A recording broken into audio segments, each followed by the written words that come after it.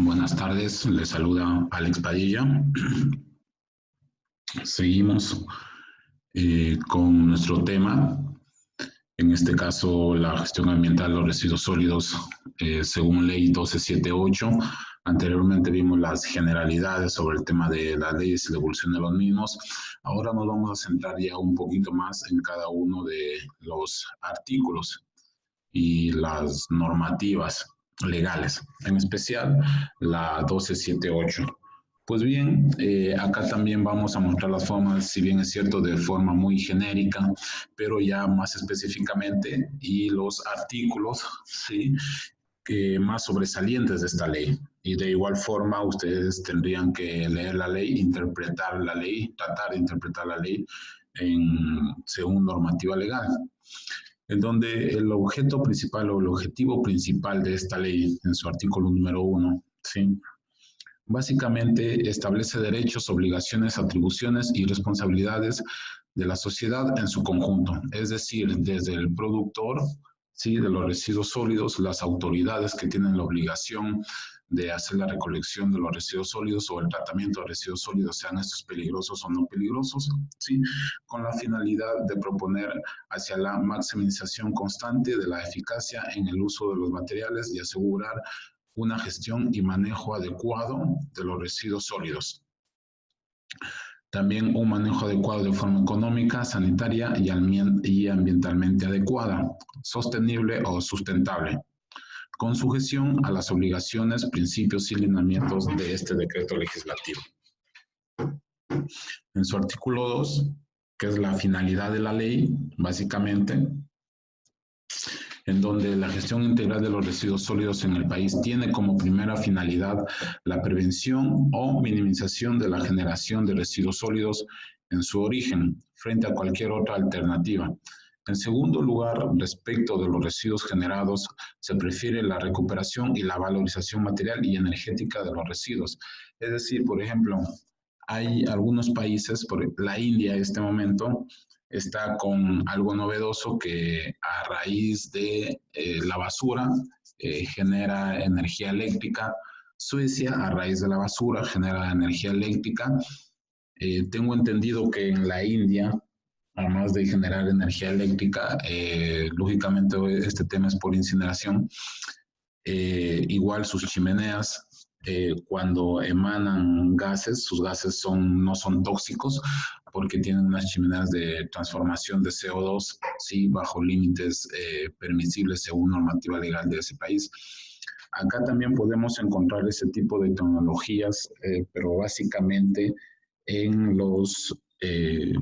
algo muy puntual, puedo citarles, en la línea amarilla tenemos los túneles, la línea amarilla me refiero de acá de Lima, que recién se terminó de construir por la constructora OAS, o Odebrecht, que todo el mundo lo conocemos por otro tipo de cosas, pero ellos en sus túneles, sí, por donde pasan los vehículos, tienen las chimeneas que transforman los gases que emanan los vehículos y los emanan por decirlo así, al exterior, ya con límites permisibles.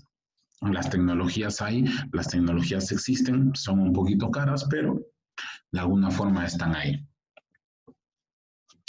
El artículo 3 del Servicio de Limpieza Pública, como ya les había dicho, las autoridades regionales, locales, provinciales, distritales, están obligados a ver todo el tema de limpieza pública que comprende el servicio de recolección, transporte y disposición final de los residuos sólidos de los predios de la jurisdicción, escombros y desmonte de obras menores y el servicio de barrido y limpieza de vías, plazas y demás áreas públicas. Es obligatorio por parte de las autoridades, sí, realizar este servicio. También nosotros tenemos nuestras obligaciones como contribuyentes, el pago de impuestos para que estos sean realizados de la mejor forma y la mejor manera. Los principales lineamientos de la ley, sí, en su artículo 5, básicamente es la economía circular en donde básicamente tiene que ver con el tema de la reutilización, el reciclaje, la minimización, es decir, que todo residuo generado tenga un valor económico.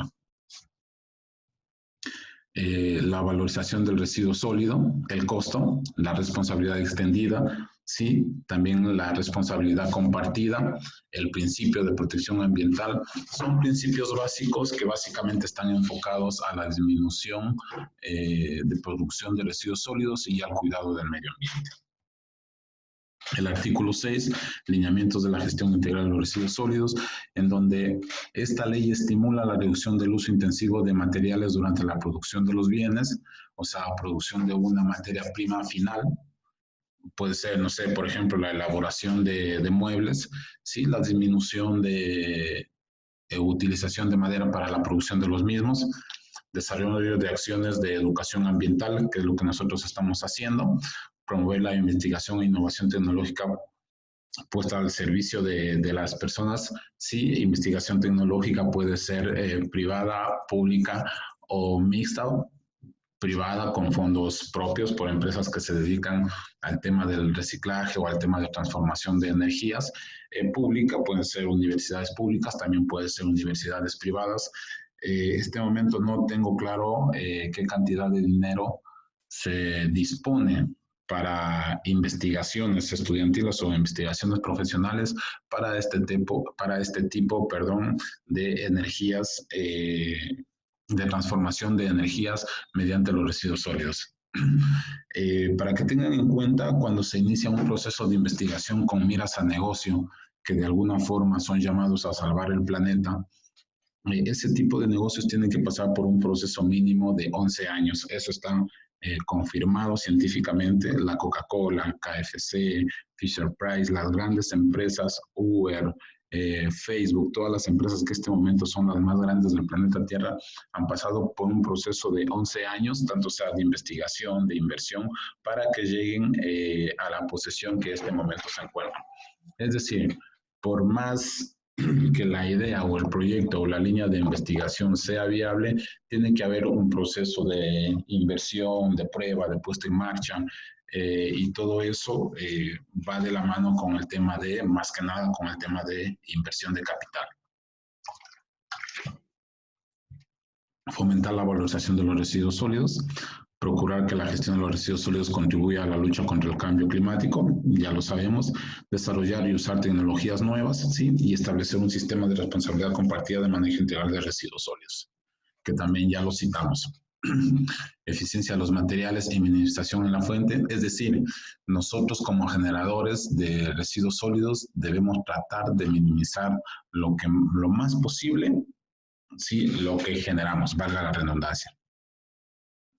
El artículo 10, instrumentos de gestión ambiental, estudios de impacto ambiental, planes de manejo ambiental, ordenanzas municipales, leyes que tengan que ver con el ordenamiento territorial. Todos esos son instrumentos de gestión ambiental que ayudan a la minimización de residuos sólidos y por ende al manejo adecuado de los mismos y también a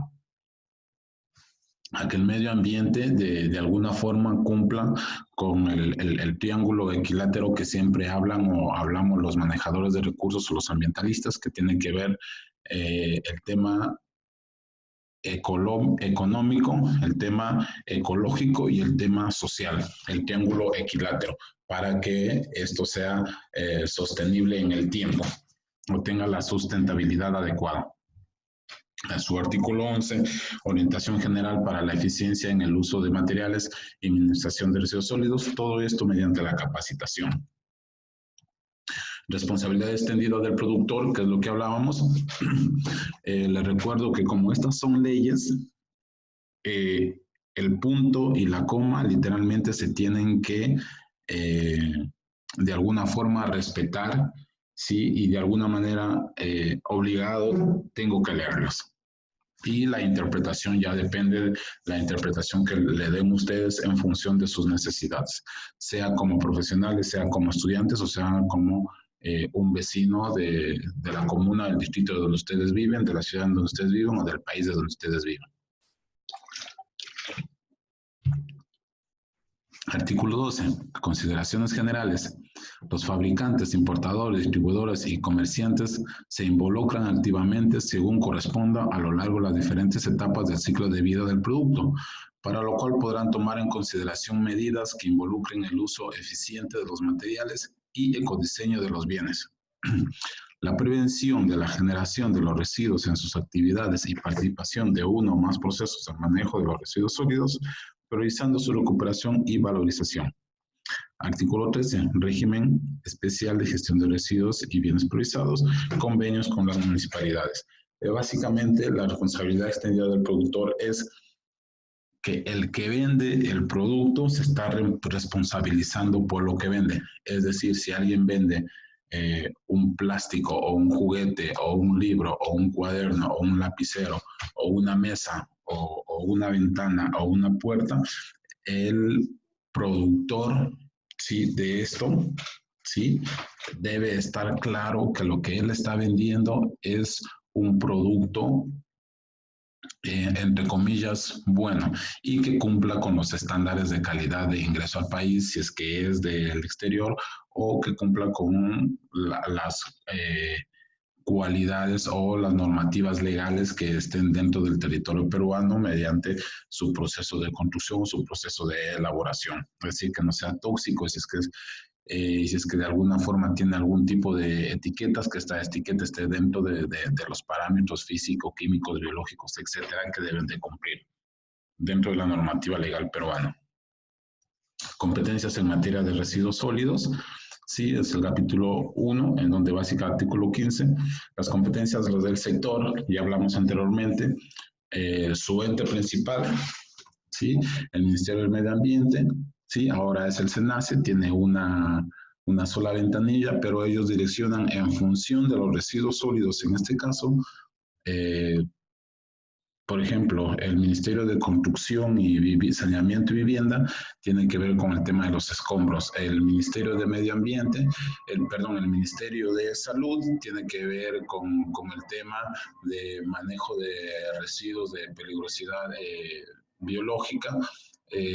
Energía y minas tienen que ver con residuos sólidos de hidrocarburos y así sucesivamente, pero todo esto de encajar en el ministerio para el manejo adecuado de residuos sólidos es el Ministerio de Medio Ambiente, el SENACE, sí, y en función de eso, esos dos entes rectores dan el camino a seguir para saber cuál es el ministerio encargado, ¿sí?, de realizar las directivas o de ejecutar las directivas adecuadas para el manejo de los residuos, sean peligrosos, no peligrosos, domésticos, no domésticos, etcétera, dependiendo del ministerio. Organismos de evaluación y fiscalización ambiental. La OEFA, siempre digo, es la SUNAT ambiental. Están haciendo un buen trabajo, hay que reconocerlos. Hacen falta en la OEFA varios profesionales, siempre hay convocatorias porque el tema ambiental está en crecimiento y está en auge. Sí, ahí ustedes son los llamados para que puedan postular. Sería bueno que incluso ellos piden practicantes, ¿sí?, de últimos años. Hay también este tema de solicitan técnicos para el tema de mediciones, para el tema de límites permisibles ambientales, de ruido, monitoreos, etcétera, etcétera. Sería bueno que visiten la página de la OEFA, siempre están realizando convocatorias. Las competencias de las autoridades sectoriales, que básicamente sí ejercen funciones en materia de residuos sólidos no municipales, o también pueden ser municipales, como ya vamos a ver. Cuando no son municipales, regular la gestión y el manejo de los residuos de origen minero, sí, industrial, agropecuario, agroindustrial, de actividades de la construcción, de servicios o saneamiento o de instalaciones especiales de los establecimientos de salud, servicios médicos de apoyo y otros de competencia sectorial. Lo que les acabo de decir, cada ministerio tiene su competencia en función de las actividades que estos tengan. Evaluar la gestión del manejo de residuos, así como fiscalizar y sancionar de acuerdo a su competencia, ¿sí? Aprobar los proyectos de inversión en actividades extractivas, productivas o de servicio en el marco de sus competencias e incluir infraestructura para el manejo de residuos. Aquí, cuando hay un tema de competencia, dependiendo de la actividad del sector, varias veces se presentan conflictos de intereses porque hay 2 o 3 sectores que tienen los mismos lineamientos, pero en función a eso muchas veces lo que se adecua o lo que la autoridad hace es ver para determinar la autoridad o el Ministerio del Sector, básicamente lo que ellos hacen es ver esa actividad a qué ministerio ¿sí? genera más ingresos económicos brutos durante un año. ¿Sí? Y en función de eso ¿sí? se direcciona. Clasificación de los residuos sólidos. Recientemente salió un manual de clasificación para los residuos municipales.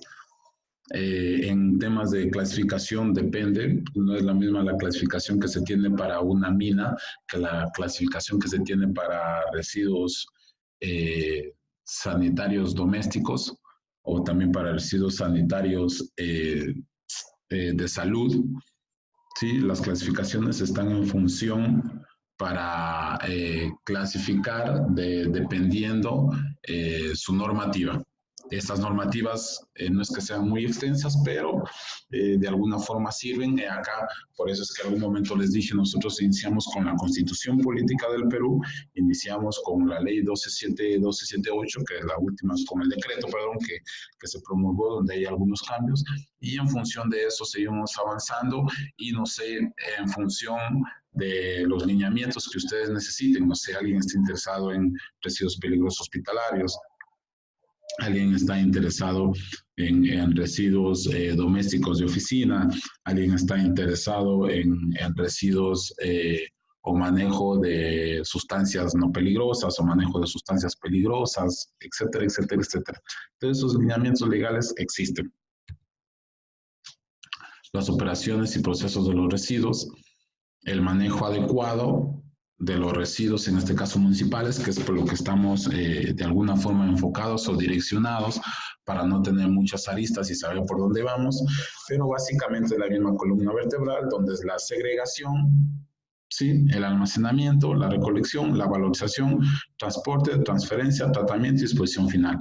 La segregación es cuando sale de nuestro domicilio, el almacenamiento, cuando lo ponemos en la bolsa plástica, le ponemos afuera de nuestras casas, ¿sí? La recolección cuando pasa el carro de basura, la valorización en caso de existirlo cuando se hace una valorización luego de que antes de que lleve a la planta de tratamiento.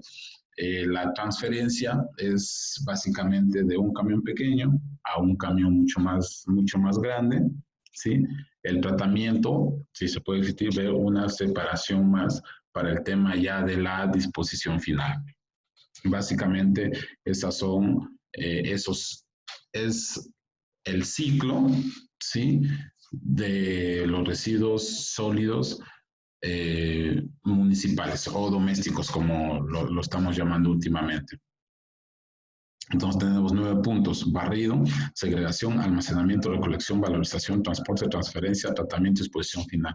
Todo eso debe cumplir para que un distrito, una ciudad, una provincia sea tomado en cuenta como un modelo, ¿sí? De disposición adecuado de residuos sólidos. Gestión y manejo de residuos sólidos municipales. Artículo 53, manejo integral de los residuos sólidos municipales. La gestión de los residuos sólidos de responsabilidad municipal en el país debe ser coordinada y concertada, especialmente en zonas donde se presenta conurbación en armonía con acciones de las autoridades nacionales, sectoriales y las políticas de desarrollo nacional y regional. A esto hay que sumarle el plan de participación ciudadana, que tienen que ver mucho los ciudadanos. Entonces, el artículo 65, en donde la infraestructura de los residuos sólidos para el manejo de residuos sólidos son centros de acopio de residuos municipales, plantas de valorización, plantas de transferencia, infraestructura de disposición final. Si esto comparamos con esto, sí, básicamente de los 9 puntos, acá tenemos 4 puntos básicos obligatorios que debe existir.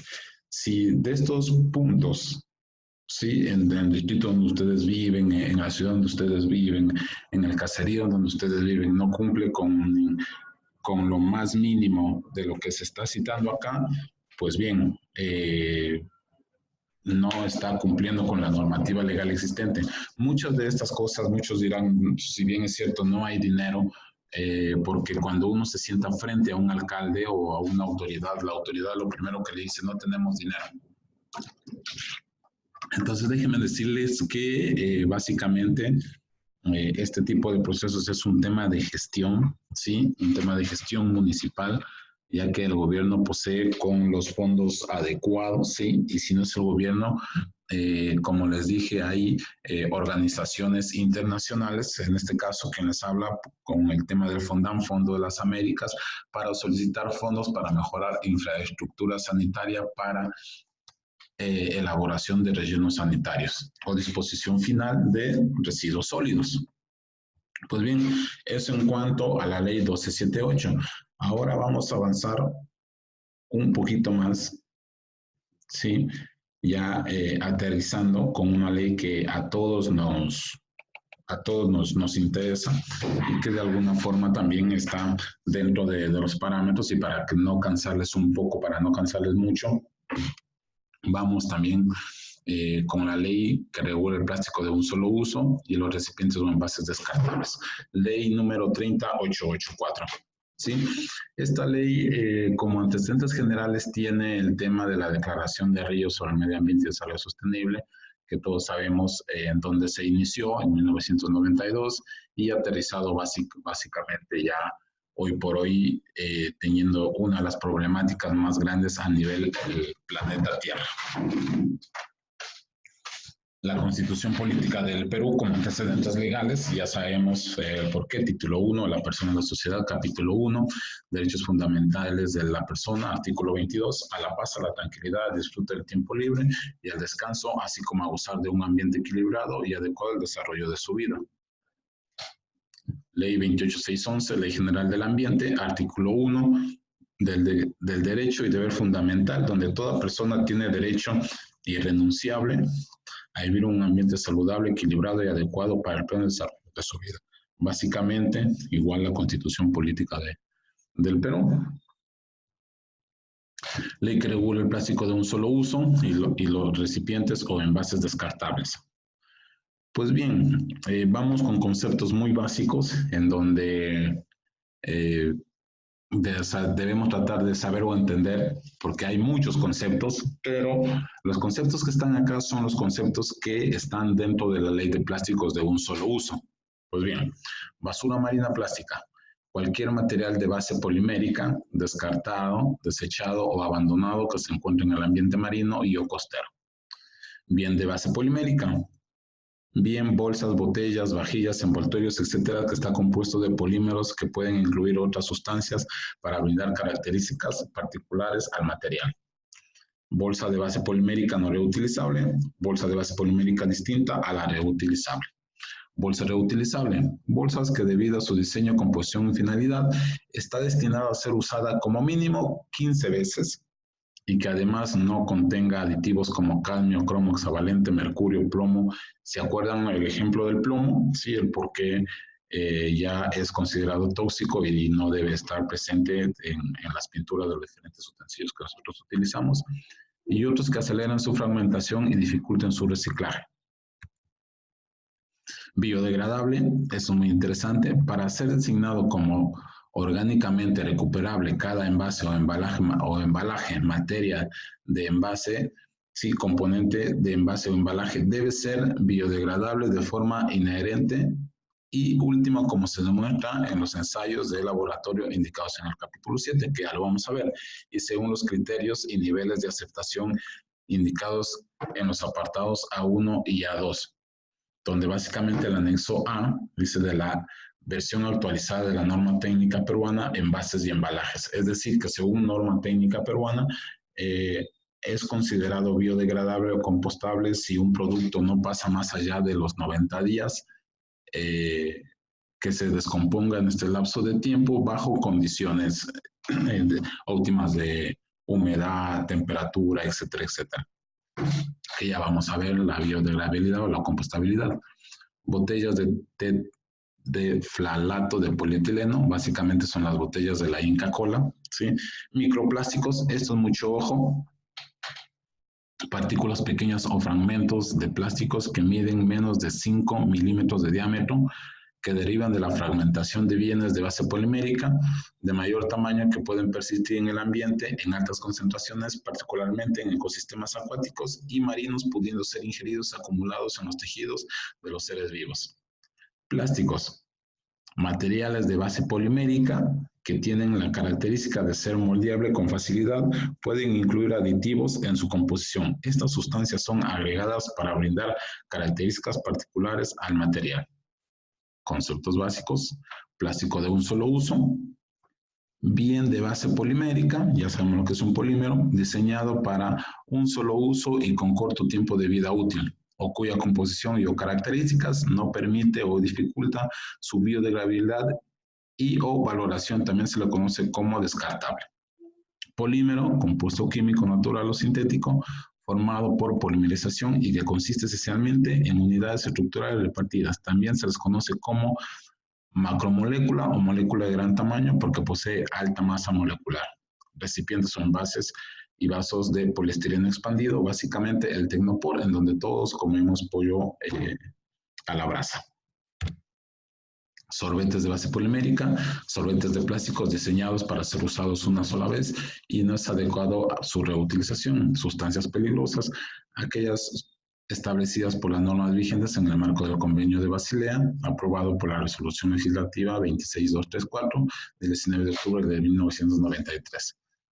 Terefralato de polietileno, postconsumo reciclado o PET, polímero termoplástico en su forma final, posteriormente al consumo para lo cual fue diseñado. Sí, también PET, terefralato de polietileno, polímero termoplástico caracterizado por su gran ligereza y resistencia mecánica a la compresión a alto grado de transparencia y brillo. Sí, básicamente las botellas de agua plásticas y aroma de los alimentos con importantes aplicaciones industriales. Utensilios. Bien de base polimérica que se destila a un uso manual y doméstico. Vajillas, conjunto de platos, fuentes, vasos, tazas, entre otras, que se destinan al servicio de la mesa. Pues bien, acá podríamos estar todo el día observando el tema, ¿sí?, de los plásticos de un solo uso. Objetivo de la ley, como todas las leyes en su artículo 1, el objetivo de la ley básicamente es restringir el uso de plásticos de un solo uso. ¿Sí? Otros plásticos no reutilizables y los recipientes o envases descartables de poliestireno expandido, Tecnopor, para alimentos y bebidas de consumo humano en el territorio nacional. Es decir, desalentar la producción. Otro objetivo de la ley, la finalidad de la ley es contribuir a la concreción del derecho que tiene toda persona a gozar de un ambiente equilibrado, sí, la Constitución Política del Perú, y adecuado al desarrollo de su vida, reduciendo para ello el impacto adverso del plástico de un solo uso, de la basura marina, plástica, fluida y lacustre, de otros contaminantes similares a la salud humana y del ambiente. Para nadie es un secreto que en este momento nosotros estamos incluso miccionando plástico, microplástico, por la cantidad de plástico que generamos. También otro de los objetivos es la reducción progresiva de bolsas poliméricas o bolsas de un solo uso, que es lo que más se utiliza, porque todavía no hay supuestamente no hay una tecnología adecuada que puedan elaborar un producto similar a esto, pero que sea biodegradable. En el mercado ya existe. Los supermercados, autoservicios, almacenes, comercios en general u otros establecimientos similares, así como sus contratistas o prestadores de servicio dentro del plazo de 36 meses, contados de la vigencia de la presente ley, deben reemplazar en forma progresiva la entrega de bolsas de base polimérica.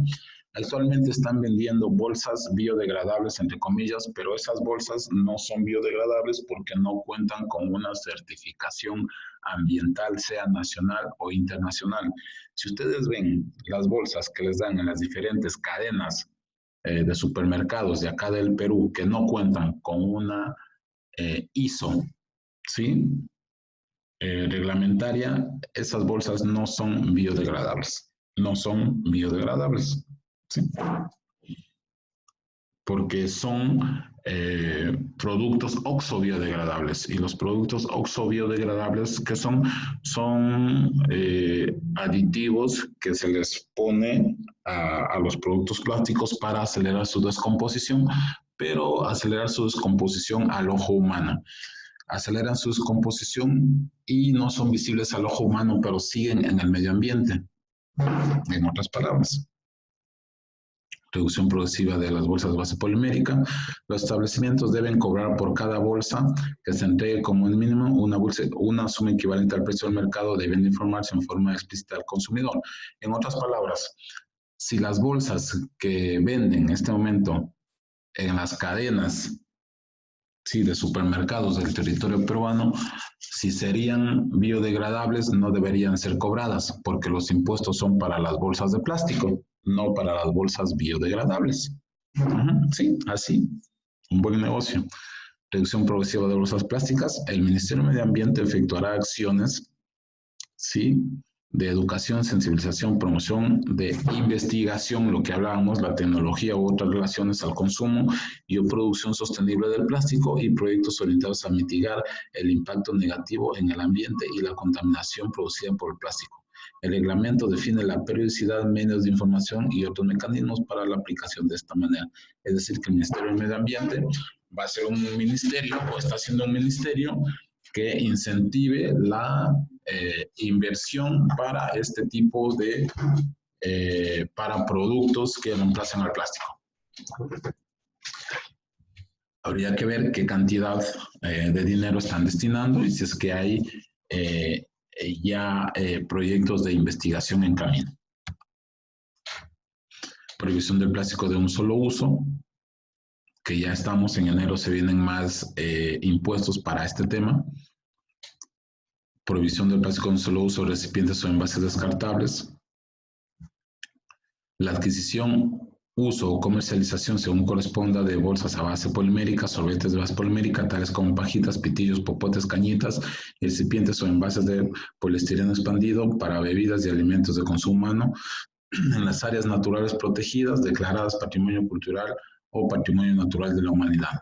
Es decir, hay que ver, por ejemplo, Machu Picchu, en áreas protegidas, en áreas naturales, ya está prohibido tajantemente el uso de plásticos de un solo uso, así como también en los diferentes ministerios. Habría que ver si es que están cumpliendo con la norma. Prohibición del plástico de un solo uso, la entrega de bolsas o envoltorios de base polimérica en publicidad, es decir, también las bolsas que dicen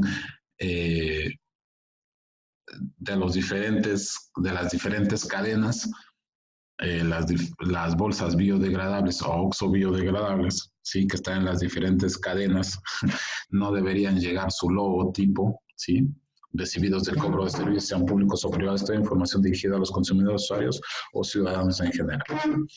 Así está la ley, pero ya vemos cómo se está manejando. Artículo 3, prohibición del plástico de un solo uso. En el plazo de 12 meses contados de la vigencia de la presente ley, se prohíbe la fabricación para el consumo interno, importación, distribución, entrega, comercialización y consumo de bases de bolsa polimérica. Para que tengan una idea, el 40% del total de productos plásticos, de bolsas plásticas de un solo uso, ¿sí?, están en la informalidad. El otro 60%, sí, son empresas medianas y grandes que están formales y que tienen que dejar de producir bolsas plásticas. Son 250,000 personas, según el Comité de Plásticos del Perú, que se van a quedar sin trabajo al 2021 por el tema de dejar de elaborar bolsas plásticas. Ahí hay un trabajo para el gobierno. La fabricación para el consumo interno, importación, distribución, entrega, comercialización y uso de solventes de base polimérica, tales como pajitas, pitillos, popotes, cañitas, entre otros similares, salvo lo dispuesto en el numeral 4.3 del artículo 4, que básicamente las cañitas y los popotes pueden ser utilizados por personas que puedan utilizar por temas de salud.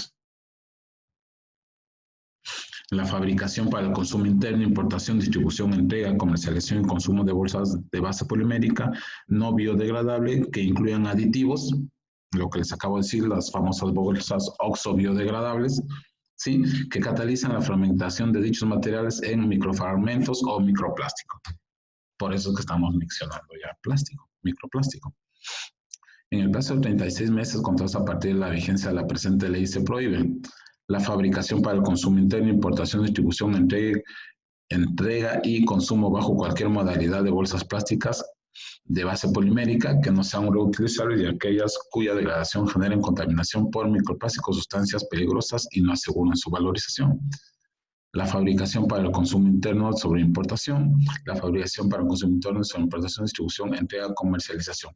Es decir, la materia prima de donde traen los principales productores de productos terminados de plástico, ellos traen de China, Centroamérica, ¿sí? Donde México, Estados Unidos y Canadá. En este momento ya únicamente Estados Unidos es el que está ingresando acá al Perú con productos para elaborar productos, valga la redundancia, de un solo uso. Para que tengan una idea cómo se está manejando ya el mercado. Muchos preguntarán por qué Estados Unidos. Porque Donald Trump está proponiendo, sí, a uno de los estados en Estados Unidos, uno de los estados más pobres, abrir una planta procesadora de petróleo.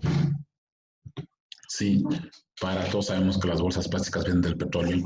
Sí, una procesadora, sí, de petróleo para elaboración de productos plásticos de un solo uso, porque él quiere la reelección en Estados Unidos. Y ese estado, si no me equivoco, es Indiana. Tendría que confirmarles, sí, no lo tengo en este momento en la mente, pero ese estado es un estado que define las votaciones a nivel nacional en Estados Unidos, pero paradójicamente es el estado que más desempleo tiene. Entonces, de alguna forma, quieren inyectar un poco de dinero para que funcione este tema y seguir elaborando productos o materia prima para elaboración de productos de un solo uso. Esa es la razón por la que Estados Unidos exporta materia prima de un solo uso a países como el Perú.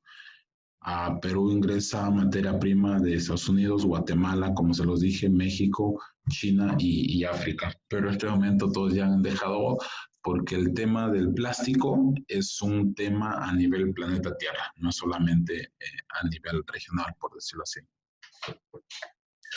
Los casos exceptuados de los alcances de la presente ley, el artículo 4, lo que se les dije, el 4.3, los solventes de base polimérica, que sean utilizados por necesidad médica, ¿sí? Las bolsas de base polimérica para contener y trasladar alimentos a granel, las bolsas a base polimérica cuando sean necesarios su uso por razones de limpieza, higiene o salud conforme a las normas aplicables según la materia, normas técnicas de su reglamento. ¿Quién determina cuando un producto es biodegradable, no biodegradable, oxo-biodegradable o un producto que puede ingresar al mercado, que no puede ingresar? DIGESA, pero también acá, según las normas técnicas, por las características que se necesita saber, si la aplicación, aplicaciones físico-químicas o determinar, es INACAL, el Instituto Nacional de Calidad. Ellos tienen protocolos en donde básicamente, en función de la normativa legal, ellos determinan, como les dije, si es degradable, oxobiodegradable, si es plástico, si no es plástico, y en función de eso, en función de la normativa técnica peruana, determinan, dice si puede ingresar, no puede ingresar, si puede vender o no puede vender. Registro de fabricantes, importadores y distribuidores de bienes regulados en la presente ley y generación es algo muy importante. ¿Por qué? Porque el Ministerio del Medio Ambiente, en coordinación con el Ministerio de Producción, la Superintendencia Nacional de Aduanas y de Administración Tributaria, SUNAT, en un plazo de 120 días contados de la vigencia de la presente ley, ya está la ley, ya está corriendo, implementarán un registro de fabricantes, importadores y distribuidores de bolsas de base polimérica y demás bienes reguladores en la presente ley, encargada de recopilar y sistematizar información sobre la puesta en el mercado nacional de dichos bienes con la finalidad de construir información estadística. O sea, es decir, entran 100 toneladas de, por ejemplo, entran 100 toneladas de plástico por el puerto del Callao, que sea plástico de un solo uso. En teoría, al 2020, al 2021 deberían ser el 50%, al 2021 ya el Perú debe ser considerado un país libre de plásticos de un solo uso. Hay que ver si se lo consiguen. Registro de fabricantes e importadores, sí. Los fabricantes, importadores y distribuidores de bolsas de base polimérica se inscriben en un citado registro dentro de un plazo de 120 días, contados desde la vigencia de la presente ley, y brindan anualmente la información necesaria para la contribución estadística señalada. Lo que les acabo de decir, en un tiempo determinado, ven si ha aumentado o ha disminuido el ingreso o la venta o la compra-venta de plásticos de un solo uso, ¿sí? En el territorio peruano. Educación a la ciudadanía, ¿qué es lo que estamos haciendo? Informarnos, ¿sí? Para nuestros derechos, deberes y responsabilidades, en bienestar del medio ambiente y en bienestar de nuestras generaciones futuras, que estamos dejando un mundo básicamente hecho pedazos. ¿Sí? Hay el día también, el día 3 de julio, como el Día Internacional Libre de Bolsas Plásticas, y declara los días miércoles como el Día del Reciclaje del Plástico. Las campañas, todo es válido, todo es bueno, ¿sí? Control y fiscalización, el MINAN, la OEFA, el Ministerio de Producción, el Ministerio de Cultura, protección de la propiedad intelectual, Indecopi, el Servicio Nacional de Áreas Naturales Protegidas por el Estado, CERNAM. Todas estas instituciones unidas y juntadas para disminuir el uso de plásticos de un solo uso. ¿Por qué es tan importante esto? Porque ya está determinado de que para ahora, ya no el 2030, ¿no? Sino ahora, si no nos ponemos las pilas, en este caso del territorio peruano, pues, se pueden o nos podemos quedar sin el plato bandera, sin el ceviche, por el exceso de plásticos en el mar. Fiscalización y cumplimiento de la presente ley, la OEFA, como les había dicho, ¿sí? Indecopi también, como les había dicho, y todo tiene responsabilidad civil o responsabilidad penal. Sanciones pueden ser administrativas, pero también pueden ser civiles o penales. Ahora, básicamente administrativas, pero cuando son administrativas viene por el tema de las multas. Cuando nos meten la mano al bolsillo es ahí cuando nos vamos y se ve que básicamente las cosas van en serio. Constituye infracciones al incumplimiento de las obligaciones previstas en los artículos 2, 3, 6, 10 y 11 de la presente ley, cuya tipificación se realiza en el reglamento respectivo, el cual prevé la aplicación de las sanciones a que se refiere el numeral siguiente, según la gravedad de las infracciones en concordancia a los principios de razonabilidad y proporcionalidad. Las autoridades señaladas en el artículo 8 en el ámbito de sus competencias aplica las sanciones previstas en el artículo 136 de la Ley 28611, Ley General de Medio Ambiente. Tienen que ver, es lo que dice responsabilidades civiles o responsabilidades penales. Obligación del uso de la materia reciclada en botellas de tereflalato de polietileno. Ya estamos viendo este momento los reclames en la televisión, estamos viendo en las redes sociales, en donde ya hay empresas de distribución de agua, en donde ya dicen que sus productos o sus botellas son 100% reciclables. Lo preocupante de esto es de que se invierte mucho más dinero, se invierte mucho más tiempo, ¿sí?, en reciclar una botella que en elaborar una botella nueva, para que tengan una idea. Entonces hay que ir buscando alternativas. Si existen, las hay, no son tan caras, solamente por falta de políticas. Quien les habla es representante de una empresa sueca, que básicamente ellos tienen productos 100% biodegradables, ¿sí? Vasos, cucharas, cuchillos, tenedores, bolsas que se biodegradan en 90 días.